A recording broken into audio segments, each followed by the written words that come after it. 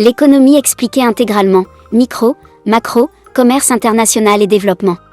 L'économie est une science sociale qui étudie la manière dont les sociétés utilisent des ressources rares pour produire, échanger et se développer. Dans cette vidéo, je vous propose une présentation complète et structurée de l'économie, allant des concepts fondamentaux aux grands enjeux contemporains. Nous commencerons par une introduction générale à l'économie, avant de revenir sur l'histoire de la pensée économique, qui permet de comprendre l'évolution des idées et des politiques économiques. Nous aborderons ensuite la microéconomie, le comportement des agents et les différents types de marchés, puis la macroéconomie, qui analyse le fonctionnement global de l'économie. Dans ce cadre, nous étudierons le modèle de croissance de Solow, afin de comprendre les déterminants de la croissance économique à long terme. La vidéo présentera également les principales écoles de pensée économique, ainsi que l'économie de l'incertain et de l'information. Nous élargirons ensuite l'analyse au commerce international et à la politique économique, avant de conclure par l'économie du développement et les enjeux spécifiques des pays du Sud. Cette vidéo s'adresse aux étudiants en économie et à toute personne souhaitant acquérir une vision globale, claire et cohérente de la science économique. Avant d'aller plus loin, nous vous invitons à mettre une pause à cette vidéo et à vous abonner et d'activer la cloche de notification pour rien rater de nos prochaines vidéos. Si vous êtes intéressé par plus d'apprentissage, veuillez cliquer sur le lien en description de cette vidéo pour vous inscrire à la prochaine session de notre formation en économétrie et technique quantitative. Comprendre l'économie en un coup d'œil. L'économie est une discipline qui étudie la production, la distribution et la consommation de biens et de services. Elle s'intéresse également aux choix que les individus, les entreprises et les gouvernements font pour allouer leurs ressources limitées.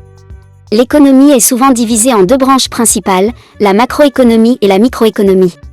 La macroéconomie étudie les grandes tendances économiques telles que la croissance économique, l'inflation et le chômage, tandis que la microéconomie se concentre sur les décisions prises par les individus et les entreprises.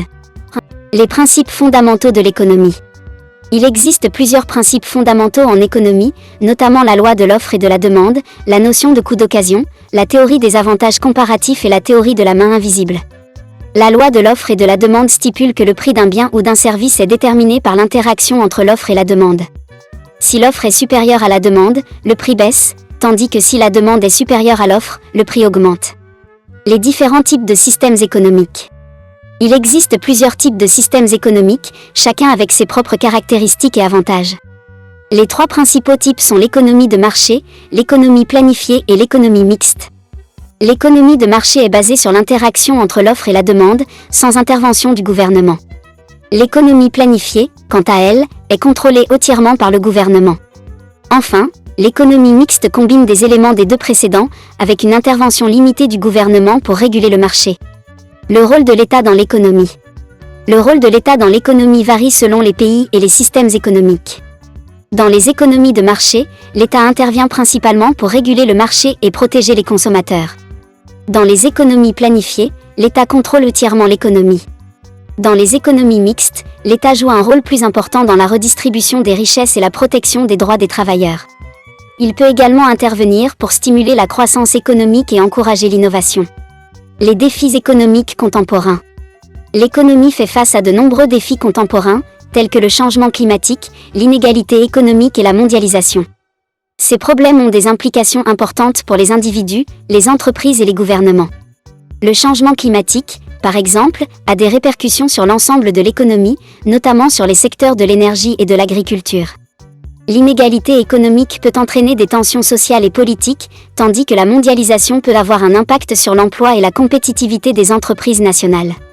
Conclusion. L'économie est une discipline complexe qui étudie les choix que les individus, les entreprises et les gouvernements font pour allouer leurs ressources limitées. Elle est divisée en deux branches principales, la macroéconomie et la microéconomie, et comprend plusieurs principes fondamentaux et types de systèmes économiques. L'État joue également un rôle important dans l'économie, en intervenant pour réguler le marché, redistribuer les richesses et stimuler la croissance économique. Cependant, l'économie fait face à de nombreux défis contemporains, qui nécessitent une approche globale et collaborative pour être résolus. L'histoire de la pensée économique. L'histoire de la pensée économique est l'étude de l'histoire des idées en économie. Les premiers concepts économiques se développent dans la civilisation mésopotamienne avec le développement du commerce. Le terme même d'économie est inventé dans l'Antiquité grecque. Les Grecs sont aussi les premiers à rédiger des traités consacrés à l'économie, Xénophon et Aristote. C'est au XVIe siècle, avec le développement des États et l'essor du commerce que se développe la pensée économique moderne avec le mercantilisme. À cette époque, Antoine de Montchrestien invente le terme d'économie politique.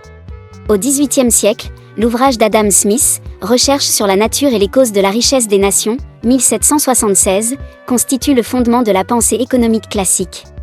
Nous allons vous présenter dans cette vidéo les courants de pensée qui ont alimenté l'histoire de la pensée économique jusqu'à nos jours. Origine. La pensée économique remonte aux premiers échanges commerciaux et à l'émergence du capitalisme au XVIIIe siècle. Évolution. La pensée économique a évolué au fil du temps, passant du libéralisme économique d'Adam Smith au socialisme de Karl Marx, et enfin à la théorie keynésienne de John Maynard Keynes. Impact sur la société. La pensée économique a eu un impact majeur sur la société, influençant les politiques économiques et sociales des gouvernements du monde entier. Elle a également façonné la façon dont les entreprises sont gérées et a contribué à la compréhension de l'économie mondiale dans son ensemble. Le mercantilisme, la course à la richesse. Cette théorie économique a eu un impact significatif sur l'histoire mondiale. Le mercantilisme est une doctrine qui prône la maximisation de la richesse nationale en accumulant des métaux précieux et en favorisant les exportations plutôt que les importations. Cette approche a été adoptée par de nombreuses nations européennes au XVIIe siècle dans le but de renforcer leur puissance économique et militaire. Le mercantilisme a également influencé les politiques commerciales et coloniales de ces nations, qui ont cherché à étendre leur influence et leur contrôle sur les territoires étrangers. Bien que cette approche ait contribué à façonner le monde tel que nous le connaissons aujourd'hui, elle a également suscité des critiques pour son exploitation des ressources et des peuples colonisés. Capitalisme. Le capitalisme est un système économique basé sur la propriété privée des moyens de production et la création de biens et de services à but lucratif. Ce système est apparu à la fin du XVIIIe siècle en réponse au mercantilisme et au féodalisme. La richesse des nations d'Adam Smith, publié en 1776, est considérée comme un texte fondateur du capitalisme. Socialisme. Le socialisme est un système économique basé sur la propriété sociale des moyens de production et la création de biens et de services au profit de la société dans son ensemble. Ce système est apparu au début du XIXe siècle en réponse aux inégalités et aux injustices du capitalisme. Das Kapital de Karl Marx, publié en 1867, est considéré comme un texte fondateur du socialisme. Communisme. Le communisme est un système économique basé sur la propriété commune des moyens de production et la création de biens et de services au profit de tous les membres de la société. Ce système est apparu au milieu du XIXe siècle comme une forme plus radicale de socialisme. Le Manifeste communiste, publié en 1848 par Karl Marx et Friedrich Engels, est considéré comme un texte fondateur du communisme. Économie classique. Adam Smith et David Ricardo étaient les principaux partisans de l'économie classique, qui mettait l'accent sur le rôle de l'intérêt personnel et des marchés libres dans la croissance économique. Économie néoclassique. L'économie néoclassique s'est appuyée sur l'économie classique en introduisant le concept de marginalisme et en mettant l'accent sur le rôle de la prise de décision individuelle sur les marchés. Économie keynésienne. John Maynard Keynes a défié l'économie classique et néoclassique avec sa théorie de la gestion macroéconomique, qui mettait l'accent sur le rôle de l'intervention gouvernementale dans la stabilisation de l'économie pendant les périodes de récession ou de dépression. Économie marxiste. Karl Marx a développé une critique du capitalisme, affirmant qu'il était intrinsèquement exploiteur et conduirait finalement à sa propre chute. L'économie marxiste met l'accent sur le rôle de la lutte des classes et sur la nécessité d'une propriété collective des moyens de production. Économie comportementale. L'économie comportementale remet en question les hypothèses de l'économie classique et néoclassique en incorporant des connaissances de la psychologie et de la sociologie dans l'analyse économique. Il met l'accent sur le rôle des biais cognitifs et des normes sociales dans l'élaboration de la prise de décision économique. Comprendre la microéconomie, fondements, concepts clés et applications. Que vous soyez étudiant, passionné d'économie ou professionnel en quête de repères, cette vidéo vous apportera une compréhension claire et structurée de la microéconomie et de ses applications concrètes. Définition de la microéconomie. La microéconomie est l'étude des comportements économiques individuels, ceux des consommateurs, des entreprises, et parfois de l'État lorsqu'il intervient sur un marché spécifique. Contrairement à la macroéconomie, qui s'intéresse aux phénomènes globaux comme la croissance ou l'inflation, la microéconomie se concentre sur les décisions économiques à petite échelle. Elle cherche à répondre à des questions telles que « Pourquoi un individu choisit-il un produit plutôt qu'un autre ? Comment une entreprise fixe-t-elle ses prix ? Quels sont les effets d'une taxe sur un marché spécifique ? Les agents économiques et leurs objectifs. 3 agents principaux structurent l'analyse microéconomique, le consommateur, l'entreprise et l'État. Le consommateur cherche à maximiser son utilité, c'est-à-dire obtenir la plus grande satisfaction possible à partir d'un revenu limité. L'entreprise vise à maximiser son profit en choisissant les niveaux optimaux de production, de prix et de facteurs de production. L'État peut intervenir pour corriger les défaillances du marché, par exemple dans les cas de pollution, de monopole ou d'accès à certains biens essentiels. Les concepts fondamentaux. Plusieurs concepts clés permettent de comprendre le fonctionnement des marchés en microéconomie. L'offre et la demande constituent le cœur de l'analyse.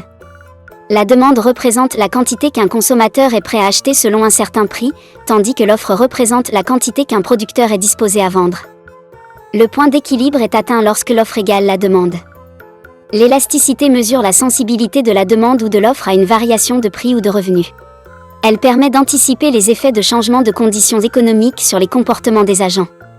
L'utilité désigne la satisfaction procurée par la consommation d'un bien ou service. L'utilité marginale, quant à elle, correspond à la satisfaction générée par une unité supplémentaire consommée. Les coûts de production sont également centraux. On distingue les coûts fixes, variables, moyens et marginaux, qui permettent à l'entreprise d'optimiser sa production. La maximisation du profit s'obtient lorsque le coût marginal est égal à la recette marginale. C'est à ce point que l'entreprise atteint son optimum de production. Les structures de marché. Les formes de marché influencent directement le comportement des agents économiques. Dans une situation de concurrence parfaite, il existe une multitude de vendeurs et d'acheteurs, les produits sont homogènes et aucun acteur ne peut influencer le prix du marché.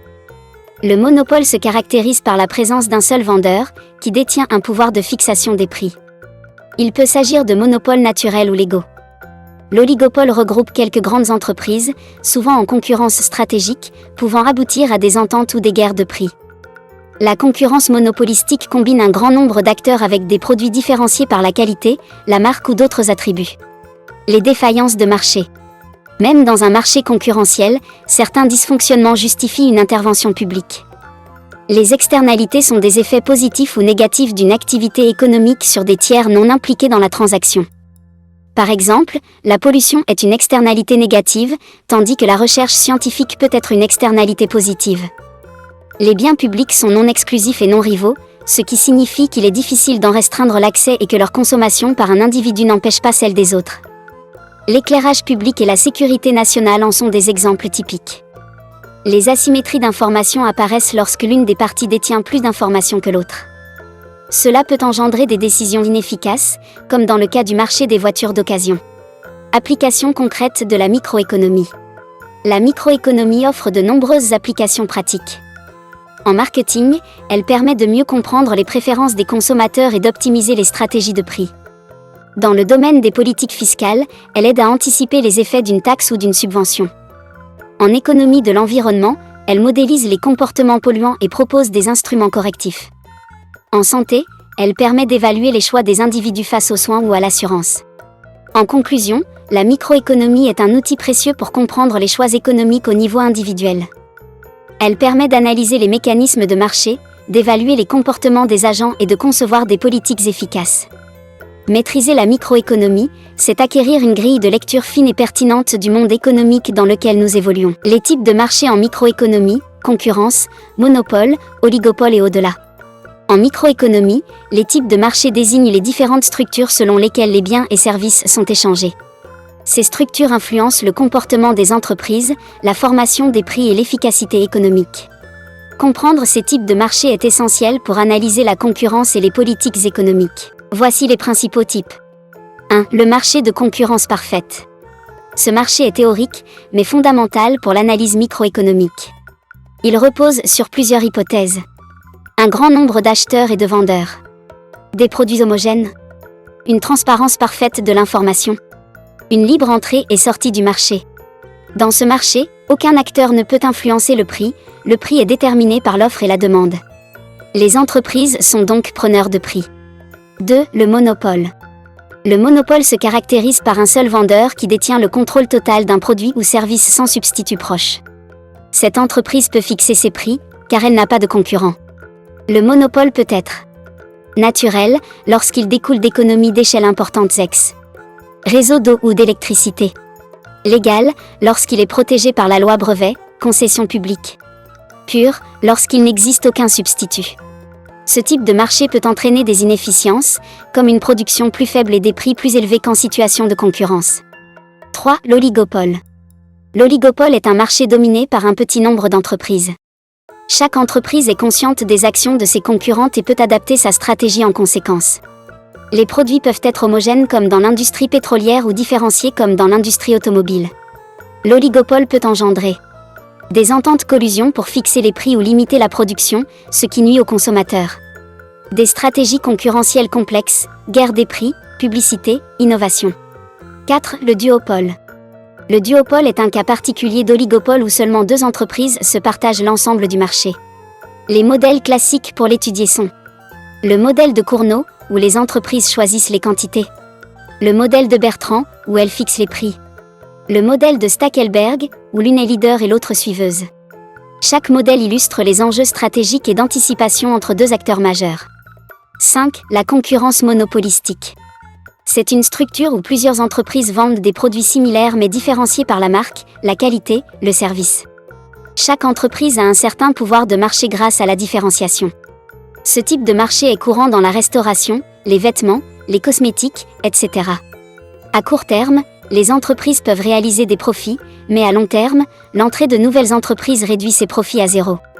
En conclusion, la structure du marché influence profondément les décisions des entreprises, les politiques publiques et les résultats économiques en termes de prix, quantité, innovation et bien-être social. Maîtriser les différents types de marchés en microéconomie permet de mieux comprendre les enjeux de la régulation, de la concurrence et des monopoles dans le monde réel. Qu'est-ce que la macroéconomie ? Une clé pour comprendre le fonctionnement global de l'économie. Nous allons parler d'un concept fondamental et central en économie, la macroéconomie. C'est une branche de l'économie qui permet de prendre du recul et de comprendre comment fonctionne l'économie dans son ensemble. 1. Qu'est-ce que la macroéconomie ? Pour bien commencer, posons une définition claire. Selon l'économiste Gregory Mankiw, la macroéconomie est l'étude des phénomènes économiques globaux, comme l'inflation, le chômage et la croissance économique. Cela signifie qu'elle s'intéresse à des questions telles que: pourquoi les prix augmentent-ils dans un pays ? Pourquoi y a-t-il du chômage ? Pourquoi certains pays se développent plus rapidement que d'autres ? De leur côté, Dornbusch et Fischer expliquent que la macroéconomie analyse le comportement global des ménages, des entreprises et de l'État. Son objectif est de comprendre comment se forme et se répartit le revenu national. Enfin, Paul Samuelson ajoute que la macroéconomie étudie les grands agrégats, c'est-à-dire la production totale, l'emploi total, les dépenses globales, le niveau général des prix. En résumé, la macroéconomie ne s'intéresse pas aux individus isolés, mais à l'économie dans son ensemble, comme si elle observait un pays vu du dessus. 2. Pourquoi la macroéconomie est-elle indispensable ? La macroéconomie permet de comprendre l'évolution du coût de la vie, analyser les périodes de crise économique, expliquer les politiques économiques mises en place par les gouvernements. Elle répond à des questions essentielles comme: pourquoi certaines monnaies se déprécient ? Pourquoi certains pays ont des dettes plus élevées que d'autres ? Pourquoi les États interviennent-ils dans l'économie ? Sans la macroéconomie, il serait impossible de comprendre les grandes décisions économiques d'un pays. 3. Son rôle dans les pays développés. Dans les économies avancées, la macroéconomie est utilisée principalement pour garantir la stabilité économique. Elle permet de maintenir une inflation faible pour préserver le pouvoir d'achat, de soutenir un niveau d'emploi élevé, et de favoriser une croissance régulière et durable. Les gouvernements et les banques centrales se basent sur les analyses macroéconomiques pour décider d'augmenter ou de diminuer les impôts, fixer les taux d'intérêt, contrôler les dépenses publiques, ou encore réguler le système bancaire. L'objectif principal ici est la stabilité, l'innovation et la compétitivité à long terme. 4. Son rôle dans les pays en développement. Dans les pays en développement, la macroéconomie joue un rôle encore plus stratégique et structurant. Elle permet de créer les bases de la stabilité, sans laquelle il ne peut y avoir de croissance durable. De financer les infrastructures essentielles comme les routes, l'énergie, les écoles et les hôpitaux. De contrôler l'inflation pour éviter que les prix ne deviennent inaccessibles pour les ménages. De gérer la dette publique, souvent élevée et fragile. Et d'attirer les investissements étrangers, indispensables au développement. Ici, la macroéconomie n'est pas seulement un outil d'analyse. Elle devient un levier de transformation, un moteur de modernisation. 5. Pourquoi l'étudier aujourd'hui ? Étudier la macroéconomie permet de comprendre les crises économiques qui affectent le monde, analyser les choix des dirigeants politiques, anticiper les évolutions économiques futures. Elle prépare à des carrières dans la finance, l'analyse économique, la planification stratégique, la recherche ou les organisations internationales. Dans les pays développés, elle aide à maintenir la stabilité. Dans les pays en développement, elle aide à bâtir le développement. En conclusion, la macroéconomie offre une vision globale de l'économie. Elle nous permet de comprendre non seulement ce qui se passe, mais aussi pourquoi cela se passe. Elle est indispensable pour analyser les enjeux économiques contemporains, pour comprendre le monde, et pour contribuer à son développement. Le modèle de Solow, comprendre la croissance économique à long terme. Pourquoi certains pays deviennent-ils riches tandis que d'autres stagnent durablement? Pourquoi observe-t-on des trajectoires de développement si différentes à travers le monde? Le modèle de Solow, développé en 1956 par l'économiste Robert Solow, apporte un cadre théorique simple mais puissant pour analyser ces différences. Il constitue aujourd'hui l'un des fondements majeurs de la théorie de la croissance économique et reste une référence incontournable pour comprendre les mécanismes de la croissance à long terme. Dans cette présentation, nous allons examiner successivement les fondements du modèle de Solow, l'équilibre de long terme et la notion d'état stationnaire, le rôle central du progrès technique, la représentation graphique du modèle, les implications pour les pays en développement. 1. Les fondements du modèle de Solow. Le modèle de Solow repose sur une idée fondamentale, la production d'un pays dépend des facteurs dont il dispose pour produire des biens et services. Ces facteurs sont au nombre de 3. Premièrement, le capital, qui comprend les machines, les infrastructures, les bâtiments, les équipements de production et l'ensemble des biens durables utilisés pour produire. Deuxièmement, le travail, qui correspond à la population active mobilisée dans le processus productif. Troisièmement, le progrès technique, qui regroupe les innovations, l'amélioration des méthodes de production, les technologies, l'accumulation de savoir-faire et l'organisation du travail. La relation entre ces facteurs peut être résumée par une fonction de production. La richesse produite dépend du capital, du travail et de la technologie. Cependant, le modèle introduit une hypothèse essentielle, les rendements marginaux sont décroissants. Cela signifie que chaque unité supplémentaire de capital ou de travail génère une augmentation de production de plus en plus faible. En d'autres termes, accumuler du capital ne permet pas indéfiniment d'accroître la production au même rythme. 2. L'équilibre de long terme, l'état stationnaire. Dans le modèle de Solow, une économie ne croît pas indéfiniment au même rythme. Elle converge progressivement vers un niveau d'équilibre appelé état stationnaire. Cet état correspond à une situation où l'investissement réalisé permet uniquement de compenser deux phénomènes. La dépréciation du capital existant, la croissance de la population. Lorsque ces deux effets sont exactement compensés par l'investissement, le capital par habitant reste constant. La production par habitant, elle aussi, devient stable. Autrement dit, l'économie continue de produire, mais sa croissance par habitant s'arrête. Elle fonctionne alors à régime constant, sans augmentation durable du niveau de vie. 3. Le rôle central du progrès technique. Une question se pose alors naturellement, comment une économie peut-elle continuer à croître lorsque le capital par habitant cesse d'augmenter? La réponse apportée par Solow est explicite, la croissance de long terme ne peut provenir que du progrès technique. Le progrès technique permet de produire davantage avec la même quantité de capital et de travail. Il améliore la productivité des facteurs de production et fait apparaître une croissance autonome de la production par habitant. Ainsi, dans le modèle de Solow, ni l'accumulation du capital ni l'augmentation de la population ne peuvent expliquer, à long terme, la croissance économique soutenue. Seule l'innovation technologique joue ce rôle. C'est pourquoi on affirme que la croissance économique durable est tirée par l'innovation, l'éducation, la recherche et le progrès technologique. 4. Représentation graphique du modèle. Le modèle de Solow peut être illustré à l'aide de 3 courbes fondamentales.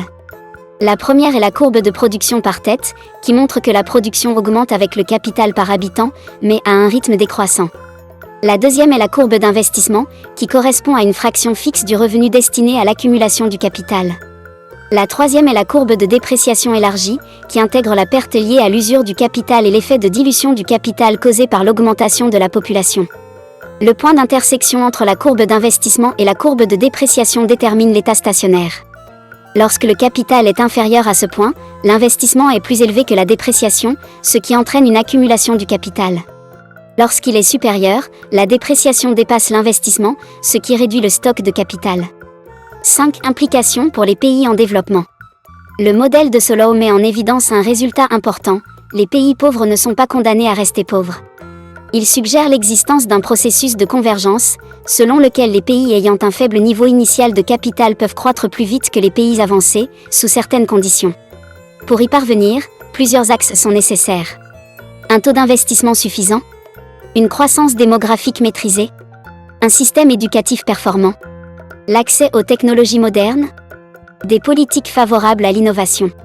Lorsque ces conditions sont réunies, un rattrapage progressif est possible. À l'inverse, sans progrès technique et sans accumulation de capital humain, la stagnation devient une trajectoire durable. En conclusion, le modèle de Solow nous enseigne plusieurs leçons essentielles. Premièrement, le capital à lui seul ne garantit pas la croissance. Deuxièmement, l'augmentation de la population n'est pas synonyme de richesse. Troisièmement, le moteur fondamental de la croissance de long terme est le progrès technique. Enfin, les écarts de richesse entre pays sont en grande partie expliqués par l'innovation, la productivité et les institutions favorables à l'investissement dans le capital humain. En définitive, la croissance économique n'est ni automatique ni spontanée. Elle est le résultat de choix économiques, éducatifs et technologiques faits sur le long terme. Les écoles de pensée économique, piliers de l'évolution de la science économique. L'histoire de la pensée économique est marquée par la succession de grandes écoles de pensée, chacune ayant profondément influencé notre compréhension du fonctionnement des marchés, du rôle de l'État et des déterminants de la croissance. Ces courants intellectuels, bien qu'ils diffèrent parfois dans leurs approches et leurs conclusions, constituent ensemble les fondements de l'économie moderne. 1. L'école classique. L'école classique naît au XVIIIe siècle avec les travaux fondateurs d'Adam Smith, notamment son ouvrage majeur La richesse des nations publié en 1776. Elle est ensuite enrichie par les contributions de David Ricardo et de John Stuart Mill. Cette école repose sur l'idée que les marchés, lorsqu'ils sont libres et concurrentiels, tendent naturellement vers un équilibre bénéfique à la société.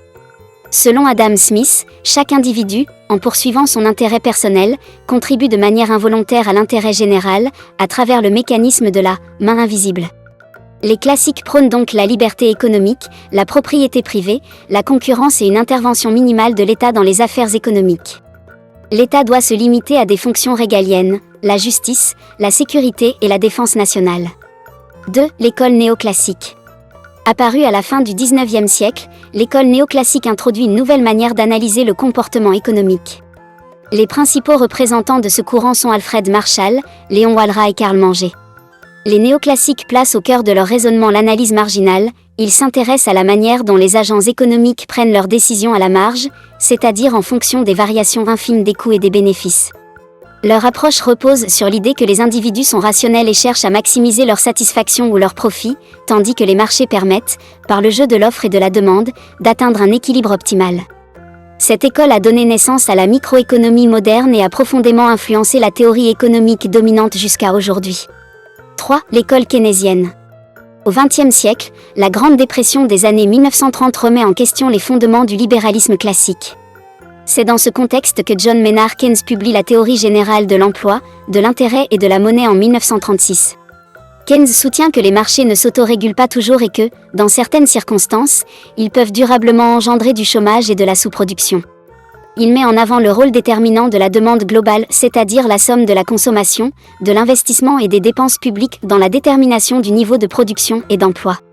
Selon lui, lorsque la demande est insuffisante, l'État doit intervenir activement, par la politique budgétaire et la politique monétaire, afin de stimuler l'économie. L'école keynésienne a profondément influencé les politiques économiques d'après-guerre, notamment celles fondées sur la relance par la dépense publique et la régulation macroéconomique. 4. L'école monétariste et la nouvelle école néoclassique. Dans les années 1970, la montée de l'inflation et la stagnation économique conduisent à une remise en cause du keynésianisme. L'école monétariste, dirigée par Milton Friedman, propose une alternative. Les monétaristes affirment que les fluctuations économiques proviennent principalement de la variation de la masse monétaire. Pour eux, l'inflation est toujours et partout un phénomène monétaire. Ils plaident pour une politique monétaire stable et prévisible, limitant les interventions de l'État dans l'économie. Dans le prolongement de ce courant, la nouvelle école néoclassique, incarnée par Robert Lucas et Thomas Sargent, introduit la théorie des anticipations rationnelles. Elle soutient que les agents économiques forment leurs attentes de manière rationnelle et réagissent immédiatement aux politiques publiques, ce qui rend ces politiques souvent inefficaces à long terme. Ces théories ont inspiré les politiques économiques libérales menées dans les années 1980, notamment celles de Ronald Reagan et de Margaret Thatcher. Pourquoi ces écoles sont-elles importantes ? Ces différentes écoles de pensée illustrent l'évolution de la réflexion économique au fil des siècles. Elles montrent comment les économistes ont tenté, chacun à leur époque, de répondre aux grands défis économiques, croissance, chômage, inflation, inégalité ou crise financière. Elles expliquent également pourquoi les politiques économiques peuvent diverger d'un pays à l'autre, selon les convictions et les priorités des décideurs.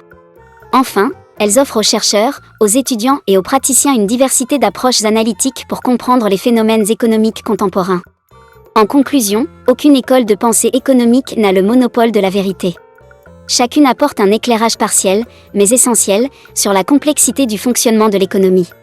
C'est la confrontation et la complémentarité de ces visions classiques, néoclassiques, keynésiennes et monétaristes qui enrichissent la compréhension globale des dynamiques économiques modernes. Ainsi, étudier ces écoles, c'est non seulement retracer l'histoire intellectuelle de l'économie, mais aussi mieux comprendre les fondements des politiques économiques actuelles et les débats qui animent encore aujourd'hui le monde économique. L'économie de l'incertain et de l'information. Dans un monde de plus en plus complexe, marqué par des chocs climatiques, des crises économiques, des pandémies et une explosion des données, une question s'impose avec force. Comment prendre des décisions optimales dans un contexte d'incertitude ? C'est là qu'intervient l'économie de l'incertain et de l'information, un champ passionnant qui conjugue probabilité, théorie des jeux, statistiques et comportement humain. L'incertitude, un défi central en économie. L'incertitude désigne une situation où un décideur connaît les différentes options possibles, mais ignore leurs conséquences exactes. On distingue deux grands types. Le risque mesurable, où les probabilités des événements sont connues. Par exemple, les jeux de hasard ou les assurances. L'incertitude radicale, où même les probabilités sont inconnues, comme dans le cas d'une pandémie émergente ou d'un nouveau marché. Exemple, un agriculteur doit choisir entre planter du riz ou du maïs, sans connaître à l'avance la pluviométrie de la saison. La modélisation des incertitudes. Pour mieux comprendre et anticiper ces incertitudes, les économistes utilisent des distributions de probabilités. Les lois discrètes, comme la loi binomiale ou de Poisson, pour des événements comptables, comme le nombre de clients par heure. Les lois continues, comme la loi normale ou exponentielle, utiles pour des variables comme le revenu ou la durée de vie d'un produit. Ces outils permettent d'estimer les risques, de calculer des espérances de gains et de faire des prévisions éclairées. L'information, un bien économique stratégique. L'information a le pouvoir de réduire l'incertitude, mais elle est rarement parfaite. Elle peut être coûteuse à obtenir, imparfaite ou asymétrique. C'est ce dernier point, la symétrie d'information, qui est au cœur de nombreuses défaillances de marché. Deux concepts clés illustrent cela, la sélection adverse et l'aléa moral. La sélection adverse. La sélection adverse survient avant la signature d'un contrat, lorsque l'une des parties détient une information que l'autre n'a pas. Prenons l'exemple d'un contrat d'assurance santé. L'assureur ignore si le souscripteur est en bonne santé ou non.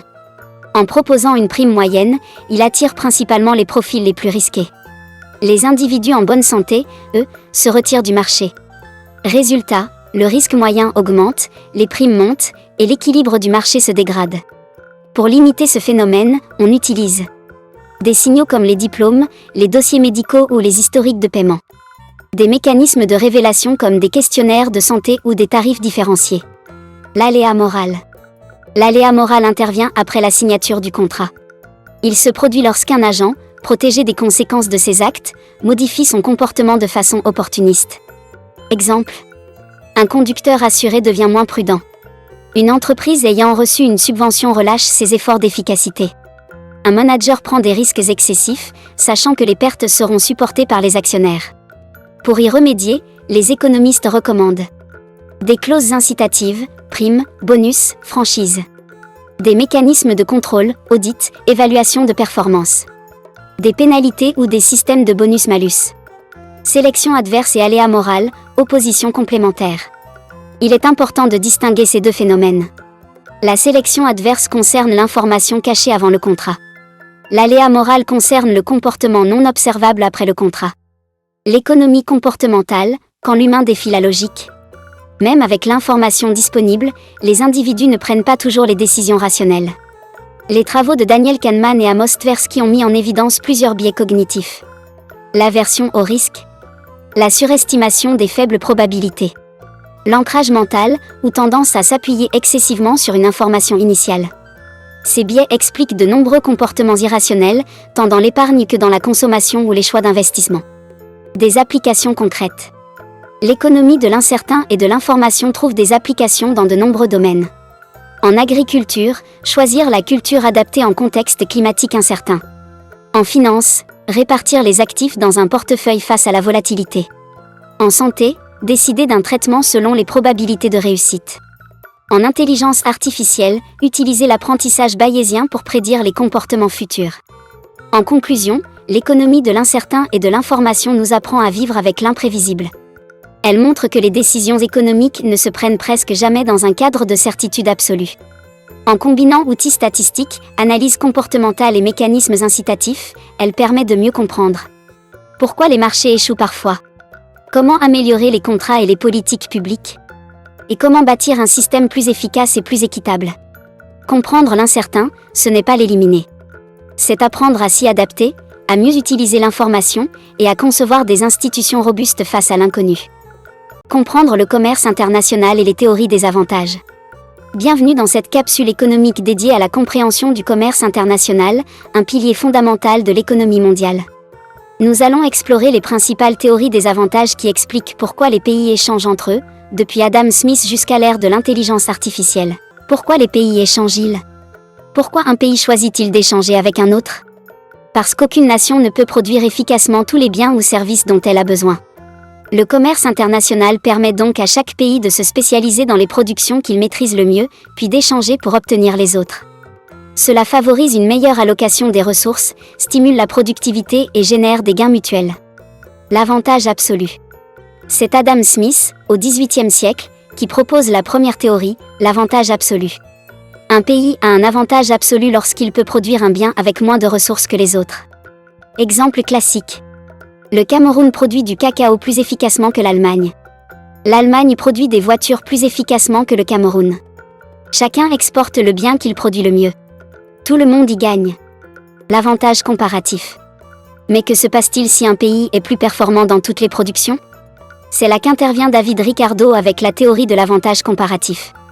Même si un pays est plus productif dans tous les domaines, il doit se spécialiser là où son avantage est le plus fort ou sa perte d'opportunité est la plus faible. Exemple. Un pays A est meilleur que le pays B pour produire du blé et du vin. Mais il est relativement plus efficace dans la production de vin. Il a donc intérêt à se spécialiser dans le vin et à importer du blé. Les approches modernes du commerce. Les théories classiques ne suffisent plus à expliquer le commerce d'aujourd'hui. Des modèles plus récents, comme celui d'Escher-Rollin, prennent en compte la dotation en facteurs de production.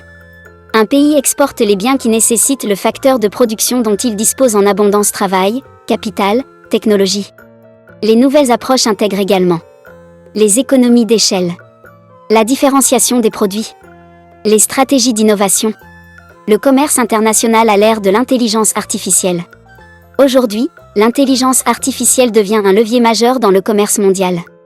Les pays qui investissent dans l'IA créent de nouveaux avantages comparatifs dynamiques, grâce à l'automatisation de la production, l'optimisation logistique, l'exportation de services numériques. L'IA redéfinit la manière dont les pays se positionnent dans la chaîne de valeur mondiale. En résumé, le commerce international repose sur une logique simple. Faire ce qu'on fait de mieux et échanger le reste. Des théories classiques aux nouvelles dynamiques technologiques, les avantages comparatifs évoluent. Et à mesure que l'intelligence artificielle se développe, elle devient un outil stratégique pour renforcer la compétitivité des économies. Comprendre la politique économique. Aujourd'hui, nous allons parler d'un thème central pour comprendre le fonctionnement d'un pays, la politique économique. Derrière ce terme parfois technique se cache une réalité très concrète, ce sont les décisions prises par les gouvernements qui influencent directement votre vie quotidienne. Votre emploi, le prix des produits que vous achetez, vos impôts, votre salaire et même votre pouvoir d'achat dépendent en grande partie de la politique économique mise en place par l'État. Alors, comprendre la politique économique, ce n'est pas seulement une question de spécialiste. C'est une manière de mieux comprendre ce qui se passe autour de nous. Définition de la politique économique. La politique économique désigne l'ensemble des décisions et des actions mises en œuvre par les autorités publiques pour orienter l'économie nationale. Elle permet au gouvernement d'agir sur la croissance, l'inflation, l'emploi, les finances publiques et les échanges avec l'étranger. En d'autres termes, c'est un ensemble de leviers utilisés pour assurer le bon fonctionnement de l'économie, corriger les déséquilibres et améliorer le niveau de vie de la population. Les grands types de politiques économiques. On distingue plusieurs formes de politiques économiques, chacune ayant un rôle bien précis. 1. La politique monétaire. La politique monétaire est gérée par la Banque centrale. Son objectif est de contrôler la quantité de monnaie en circulation et le niveau des taux d'intérêt. Quand les prix augmentent trop rapidement, la Banque centrale peut augmenter les taux d'intérêt pour ralentir la consommation et l'investissement. A l'inverse, quand l'économie ralentit, elle peut baisser les taux pour encourager les crédits, la consommation et la production. La politique monétaire agit donc directement sur le coût de l'argent et la stabilité financière. 2. La politique budgétaire. La politique budgétaire concerne les décisions de l'État en matière de dépenses publiques et de fiscalité. Elle repose sur 2 instruments. Les dépenses publiques, infrastructures, éducation, santé, aide sociale. Les impôts et taxes, qui financent ces dépenses. Quand un pays traverse une crise économique, l'État peut augmenter ses dépenses ou réduire les impôts pour relancer l'activité. A l'inverse, lorsque les finances publiques sont trop dégradées, il peut réduire les dépenses ou augmenter les impôts pour rétablir l'équilibre budgétaire. La politique budgétaire est donc un outil central de régulation économique. 3. La politique commerciale. La politique commerciale concerne les échanges avec le reste du monde. Elle vise à encourager les exportations, limiter certaines importations et protéger des secteurs stratégiques quand cela est nécessaire. Elle utilise des instruments tels que les droits de douane, les accords commerciaux internationaux, les quotas ou encore les subventions à l'exportation. Son objectif principal est de renforcer la compétitivité des entreprises nationales et d'assurer un meilleur équilibre des échanges extérieurs. 4. La politique sociale. La politique sociale vise quant à elle à améliorer le bien-être de la population. Elle inclut les politiques de lutte contre le chômage, la protection sociale, l'accès à la santé, l'éducation, l'égalité des chances. Son but est de réduire les inégalités, renforcer la cohésion sociale et garantir un niveau de vie décent à tous les citoyens. Les objectifs de la politique économique. Les politiques économiques poursuivent plusieurs grands objectifs. Favoriser une croissance durable, assurer la stabilité des prix, créer des emplois, réduire les inégalités, garantir l'équilibre des finances publiques, renforcer la compétitivité économique. Lorsque ces objectifs sont atteints de manière cohérente, la politique économique devient un levier essentiel du développement national. En conclusion, la politique économique n'est pas une simple affaire de chiffres et de graphiques. Elle conditionne nos conditions de vie, les opportunités d'emploi, les prix que nous payons et les services publics dont nous bénéficions. Comprendre ces mécanismes, c'est donc mieux comprendre notre environnement économique, mais aussi mieux juger les actions des gouvernements. Comprendre l'économie du développement, fondements et enjeux. L'économie du développement est une branche de l'économie qui étudie les mécanismes par lesquels les pays pauvres ou en voie de développement peuvent améliorer leur niveau de vie, réduire la pauvreté et stimuler une croissance durable. Plus qu'une simple application de l'économie classique, elle s'intéresse aux réalités spécifiques des pays du Sud, pauvreté structurelle, faible industrialisation, dépendance extérieure, inégalité sociale, etc. Qu'est-ce que l'économie du développement ? Contrairement à l'économie néoclassique qui suppose souvent des marchés parfaits et des agents rationnels, l'économie du développement reconnaît les imperfections des marchés, les contraintes institutionnelles et l'importance du contexte historique et culturel. Elle cherche donc à répondre à une question fondamentale. Comment favoriser un développement économique durable, inclusif et équitable dans les pays défavorisés ? Les grands objectifs de l'économie du développement. Parmi ces objectifs principaux, on peut citer la réduction de la pauvreté, pas seulement par la croissance, mais aussi par la redistribution équitable des ressources. L'amélioration du capital humain, via l'éducation, la santé, la nutrition. La diversification économique, passer de l'agriculture de subsistance à des secteurs industriels et de services performants. La transformation structurelle, renforcer les institutions, stabiliser les politiques publiques, améliorer la gouvernance. La justice sociale, réduire les inégalités de genre, de région et de classe sociale. Les grandes théories de l'économie du développement. L'évolution de cette discipline a donné lieu à plusieurs approches. Les théories linéaires années 1950 à 60, comme celle de Rostow, qui voit le développement comme un processus en 5 étapes successives vers la croissance moderne. Les théories de la dépendance années 1970, qui critiquent le rôle de la domination économique des pays du Nord et prônent l'autonomie et la rupture avec les logiques de centre-périphérie. L'école institutionnaliste années 1980 à 90, qui met l'accent sur l'importance des institutions, des règles du jeu, des droits de propriété et de la lutte contre la corruption.